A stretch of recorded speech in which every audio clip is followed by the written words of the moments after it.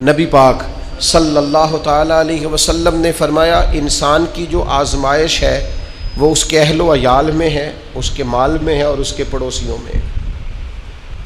یہ تین چیزیں اس کی آزمائش ہے۔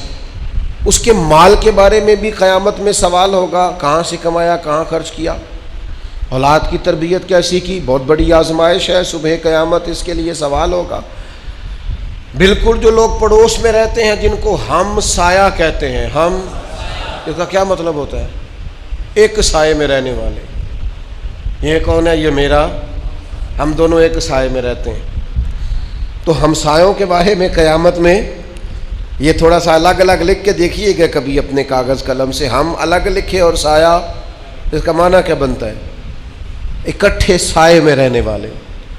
اچھا، دور دوستی ہوگی، ہمسائے سے اختلاف ہوگا۔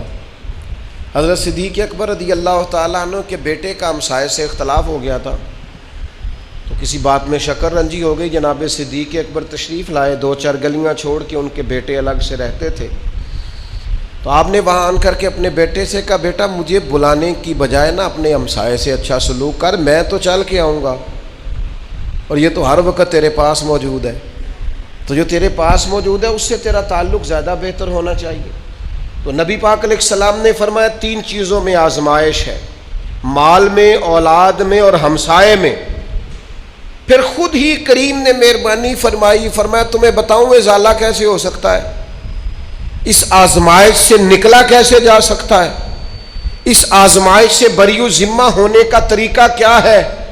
تو حضور علیہ الصلوۃ والسلام فرمانے لگے اس کا ازالہ نماز ہے، اس کا ازالہ خیرات و صدقات ہے، اور فرمایا اس کا ازالہ یہ ہے کہ اچھی بات کا حکم دو اور بری بات سے منع کرو۔ اگر تم یہ کام کرتے ہو تو پھر یہ آزمائش نہیں رہے گی، پھر تم اس آزمائش سے نکل جاؤ گے۔ دے نا پیغام اپنے بچوں کو نیکی کا، دے اپنے ہمسایوں کو نیکی کا میسج، دے آپ ان لوگوں کو پیغام جو دور بیٹھے۔